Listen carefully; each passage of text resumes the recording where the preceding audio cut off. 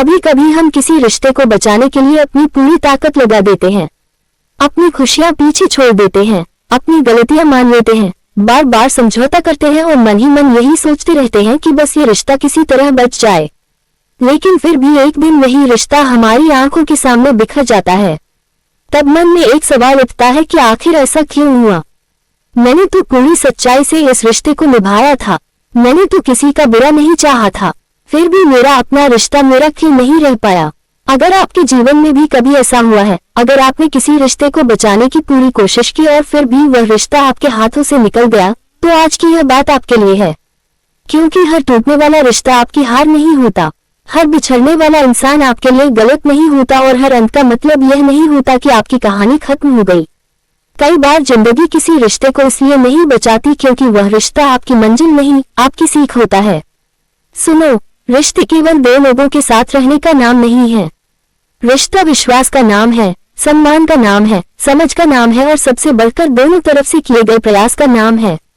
जब दो लोग एक दूसरे को समझने की कोशिश करते हैं, एक दूसरे की कमियों को स्वीकार करते हैं और कठिन समय में भी साथ खड़े रहते हैं, तब रिश्ता मजबूत होता है। लेकिन जब रिश्ता केवल एक व्यक्ति के प्रयास पर टिक जाए, तब धीरे धीरे उस रिश्ते की नींव कमजोर होने लगती है। एक व्यक्ति बार बार बात करे और दूसरा हमेशा चुप रहे, एक व्यक्ति माफी मांगे और दूसरा हर बार वही गलती दोहराए, एक व्यक्ति संबंध बचाने के लिए झुके और दूसरा उस झुकने को उसकी कमजोरी समझ ले, तब रिश्ता बाहर से भले ही जुड़ा दिखाई दे, लेकिन भीतर से वह बहुत पहले टूटना शुरू हो चुका होता है। कई बार हमें लगता है कि अगर हम थोड़ा और सह ले, थोड़ा और समझौता कर ले, थोड़ा और इंतजार कर ले तो सब ठीक हो जाएगा। लेकिन हर समस्या केवल इंतजार करने से ठीक नहीं होती। कुछ समस्याओं के लिए सामने वाले की समझ भी जरूरी होती है, क्योंकि आप अकेले किसी रिश्ते को हमेशा नहीं बचा सकते। रिश्ता दो लोगों का होता है, इसलिए उसकी जिम्मेदारी भी दोनों की होती है। अपने मन से एक सवाल पूछना, क्या कभी आपने किसी रिश्ते में अपनी खुशी से ज्यादा सामने वाले की खुशी को महत्व दिया है? क्या कभी आपने अपनी तकलीफ इसलिए छिपाई क्योंकि आपको डर था कि आपकी बात से रिश्ता खराब हो जाएगा? क्या कभी आपने गलत व्यवहार सहकर भी यह सोच लिया कि शायद सामने वाला बदल जाएगा? क्या कभी आपने किसी ऐसे व्यक्ति को खोने के डर से अपनी ही भावनाओं को दबा दिया जो आपको खोने से बिल्कुल नहीं डरता था? अगर ऐसा हुआ है तो खुद को दोष मत देना। किसी को सच्चे मन से चाहना आपकी गलती नहीं थी, किसी पर विश्वास करना आपकी कमजोरी नहीं थी। आपकी गलती केवल तब होती जब आप अपनी सच्चाई खोकर किसी को अपने जीवन में बनाए रखने की कोशिश करते रहते। प्रेम में किसी को सम्मान देना अच्छी बात है, लेकिन प्रेम के नाम पर अपने आत्मसम्मान को खो देना सही नहीं है। कई रिश्ते इसलिए टूटते हैं क्योंकि उनमें बातचीत खत्म हो जाती है। दो लोग एक ही घर में रहते हैं, एक दूसरे के सामने बैठते हैं, एक दूसरे को देखते हैं, लेकिन उनके मन में क्या चल रहा है ये पूछने वाला कोई नहीं होता। छोटी सी बात मन में रह जाती है, फिर दूसरी बात जमा हो जाती है, फिर तीसरी। धीरे धीरे शिकायतें बढ़ती जाती हैं और बातचीत कम होती जाती है। एक दिन दोनों के बीच इतनी दूरी आ जाती है कि एक दूसरे के सामने बैठकर भी वे अपने मन की बात कह नहीं पाते। याद रखना, रिश्ते अक्सर किसी एक बड़ी घटना से नहीं टूटते, वे छोटी छोटी अनदेखी बातों से कमजोर होते हैं। बार बार की गई उपेक्षा, बार बार किया गया झूठ, बार बार टूटता विश्वास और बार बार दबाई गई भावनाएं एक दिन मिलकर ऐसा बोझ बन जाती है जिसे रिश्ता उठा नहीं पाता। इसलिए अगर कोई रिश्ता टूट गया है तो केवल आखिरी घटना को देखकर फैसला मत करना, पूरी कहानी को देखना। शुरुआत कैसी थी, बीच में क्या बदला और आखिर में दोनों एक दूसरे से कितने दूर हो गए। कभी कभी आखिरी झगड़ा केवल वह क्षण होता है जब वर्षों से जमा हुआ दर्द बाहर आता है। तुमने देखा होगा, दो रास्ते कुछ दूर तक साथ चलते हैं और फिर एक जगह जाकर अलग हो जाते हैं। क्या इसका मतलब यह है कि जो रास्ता अलग हो गया वह गलत था? नहीं, वह रास्ता उस समय तक तुम्हें जहां ले जाना था वहां तक ले गया। उसके बाद आगे की यात्रा के लिए दूसरा रास्ता जरूरी हो गया। और सबसे कठिन बात तब होती है जब रिश्ता टूटने के बाद भी मन उसे स्वीकार नहीं करता। दिमाग कहता है कि अब आगे बढ़ना चाहिए, लेकिन दिल बार बार पीछे चला जाता है। पुरानी बातें याद आती हैं, पुरानी बातचीत याद आती है, छोटी छोटी खुशियां याद आती हैं। मन सोचता है कि काश वह दिन वापस आ जाए, काश वह इंसान फिर से पहले जैसा हो जाए, काश एक बार फिर सब ठीक हो जाए। लेकिन अपने मन से पूछना, क्या तुम उस व्यक्ति को याद कर रहे हो या उस समय को जब तुम उसके साथ खुश थे? दोनों में बहुत अंतर है। कई बार हमें व्यक्ति से ज्यादा उस समय की आदत हो जाती है। हमें उस आवाज की आदत हो जाती है, उस बातचीत की आदत हो जाती है, उस मौजूदगी की आदत हो जाती है, और जब वह सब अचानक समाप्त हो जाता है तो खालीपन बहुत बड़ा लगता है। लेकिन खालीपन हमेशा स्थायी नहीं होता। समय के साथ मन धीरे धीरे समझने लगता है कि जीवन केवल किसी एक व्यक्ति के आसपास नहीं बना था। तुम्हारी अपनी पहचान थी, तुम्हारे अपने सपने थे, तुम्हारे अपने लोग थे, तुम्हारे अपने कर्तव्य थे, और सबसे बढ़कर तुम्हारा अपना जीवन था। श्री कृष्ण ने जीवन में कर्म और अपने धर्म पर टिके रहने की बात सिखाई है। इसका एक अर्थ ये भी समझ सकते हैं कि परिस्थिति कैसी भी हो, हमें अपने कर्तव्य और अपने सही आचरण को नहीं छोड़ना चाहिए। किसी ने हमारे साथ गलत किया तो हम भी गलत हो जाएं, ये समाधान नहीं है। किसी ने हमारा विश्वास तोड़ा तो हम हर इंसान पर शक करने लगे, ये भी समाधान नहीं है। किसी ने हमें दुख दिया तो हम अपनी अच्छाई छोड़ दें, ये तो बिल्कुल समाधान नहीं है। तुम्हारे साथ किसी ने जैसा व्यवहार किया वो उसके चरित्र को बताता है। तुम उसके जवाब में क्या बनते हो वो तुम्हारे चरित्र को बताता है। इसलिए किसी के धोखे के कारण अपने मन में नफरत मत पालो। क्षमा करने का अर्थ यह नहीं कि तुम उस व्यक्ति को फिर से अपने जीवन में आने दो।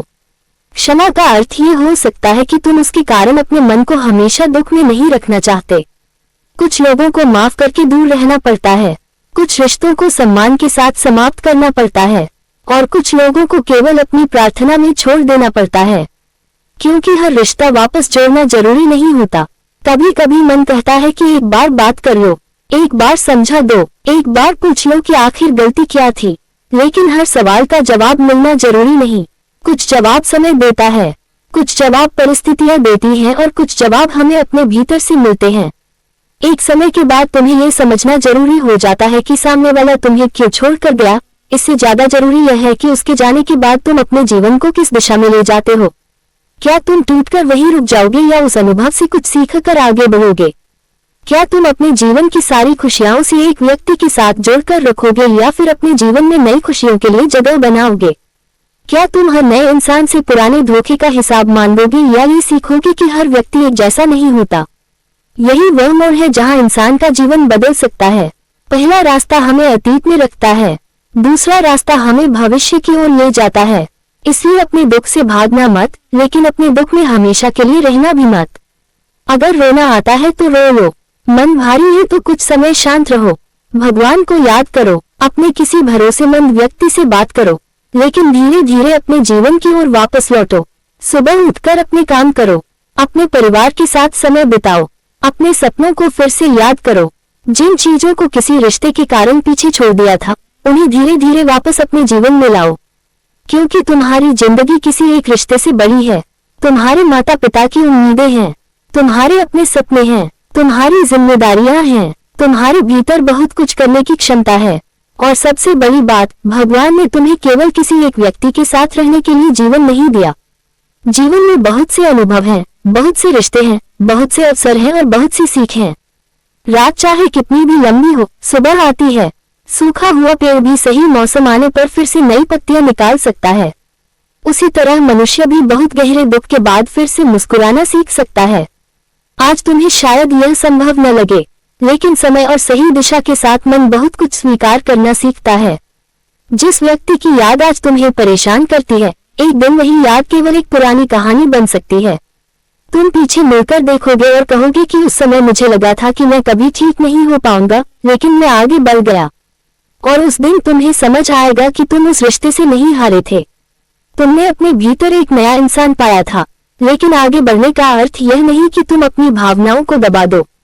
आगे बढ़ने का अर्थ यह है कि भावनाएं तुम्हारे साथ चलें, लेकिन तुम्हारी दिशा तय न करें। तुम किसी को याद कर सकते हो और फिर भी आगे बढ़ सकते हो। तुम किसी से प्रेम कर सकते हो और फिर भी उसे अपने जीवन से दूर रख सकते हो। तुम किसी को माफ कर सकते हो और फिर भी उसके साथ पहले जैसा संबंध न रख सकते हो। तुम्हारे मन में किसी के लिए अच्छी यादें हो सकती हैं और फिर भी तुम ये स्वीकार कर सकते हो कि वह रिश्ता तुम्हारे लिए सही नहीं है। यही परिपक्वता है। रिश्ते में सबसे जरूरी चीज केवल प्रेम नहीं, सम्मान भी है। प्रेम के साथ विश्वास चाहिए, विश्वास के साथ जिम्मेदारी चाहिए, और इन सब के साथ दोनों तरफ से प्रयास चाहिए। अगर केवल एक व्यक्ति लगातार रिश्ता बचा रहा है और दूसरा बार बार उसे चोट पहुंचा रहा है, तो एक दिन वह व्यक्ति थक जाएगा। क्योंकि ऐसा प्रेम जो तुम्हें हर दिन डर में रखे, तुम्हें लगातार अपनी कीमत साबित करने पर मजबूर करे और तुम्हें अपने ही अस्तित्व पर शक करने लगे, वह स्वस्थ रिश्ता नहीं है। सच्चे रिश्ते में मन को हमेशा परीक्षा नहीं देनी पड़ती। सच्चे रिश्ते में हर छोटी बात के लिए ये साबित नहीं करना पड़ता कि तुम अच्छे हो। सच्चे रिश्ते में गलतियां हो सकती हैं, लेकिन गलती के बाद सुधार की इच्छा भी होती है। मतभेद हो सकते हैं, लेकिन अपमान जरूरी नहीं। दूरी आ सकती है, लेकिन विश्वास पूरी तरह समाप्त होना जरूरी नहीं। और अगर किसी रिश्ते में समस्या आ गई है तो उसे ठीक करने की जिम्मेदारी दोनों की होती है। हो सकता है तुमसे भी गलतियां हुई हों, उन्हें स्वीकार करो, उनसे सीखो, लेकिन अपनी हर गलती को अपने पूरे व्यक्तित्व का प्रमाण मत बना दो। इंसान गलतियां करता है, यही जीवन है। कभी कभी हम गलत व्यक्ति पर भरोसा कर लेते हैं, कभी हम किसी की बातों को वास्तविकता से ज्यादा महत्व दे देते हैं, कभी हम सामने वाले को बदलने की कोशिश करते रहते हैं, कभी हम संकेतों को देखकर भी नजरअंदाज कर देते हैं। लेकिन सीखने वाला मन इन्हीं अनुभवों से मजबूत होता है, क्योंकि शब्द सुनना आसान है, व्यवहार समझना जरूरी है। कोई तुम्हें बहुत सुंदर बातें कह सकता है, लेकिन असली पहचान तब होती है जब परिस्थिति कठिन होती है। कोई तुम्हें बहुत सारे वादे कर सकता है, लेकिन असली भरोसा तब बनता है जब वह अपने व्यवहार से उन वादों को निभाता है। इसलिए रिश्ते को केवल शुरुआत से मत आंकना, समय के साथ देखना कि वह रिश्ता तुम्हें भीतर से कैसा इंसान बना रहा है। अगर किसी रिश्ते के कारण तुम अधिक शांत, अधिक समझदार, अधिक जिम्मेदार और अधिक प्रसन्न हो रहे हो तो वह रिश्ता तुम्हारे जीवन में अच्छा प्रभाव डाल रहा है। लेकिन अगर कोई रिश्ता तुम्हें लगातार भय, तनाव, अपमान और असुरक्षा में रख रहा है तो वहां रुककर सोचना जरूरी है। कभी कभी सबसे कठिन निर्णय वही होता है जो हमारे लिए सबसे जरूरी होता है। और फिर भी किसी को छोड़ना हमेशा आसान नहीं होता, क्योंकि हम केवल व्यक्ति को नहीं छोड़ते, हम अपनी उम्मीदें छोड़ते हैं, अपने सपने छोड़ते हैं, भविष्य की वह तस्वीर छोड़ते हैं जो हमने अपने मन में बनाई थी। इसीलिए रिश्ते टूटने का दर्द इतना गहरा होता है। लेकिन याद रखना, तुम्हारी कल्पना टूट सकती है, तुम्हारा भविष्य नहीं। तुम्हारा एक सपना टूट सकता है, लेकिन सपने देखने की क्षमता नहीं।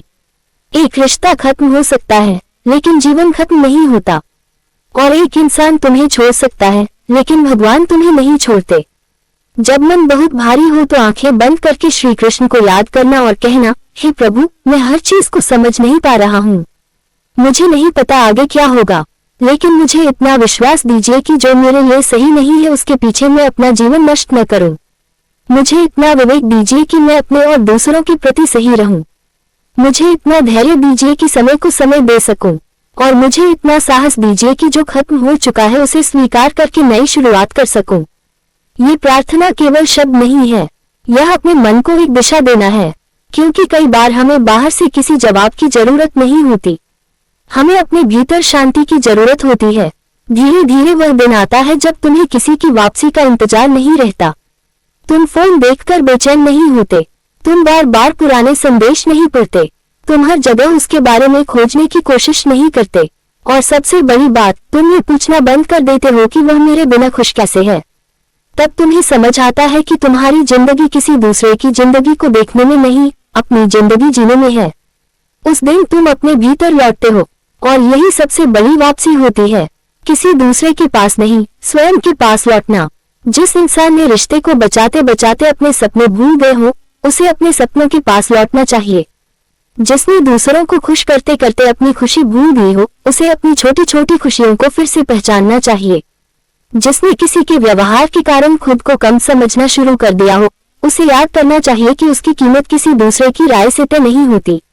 तुम्हारी कीमत तुम्हारे चरित्र में है, तुम्हारी कीमत तुम्हारे कर्मों में है, तुम्हारी कीमत इस बात में है कि कठिन समय में भी तुम कौन बने रहते हो। इसलिए किसी के जाने के बाद अपनी अच्छाई मत छोड़ना।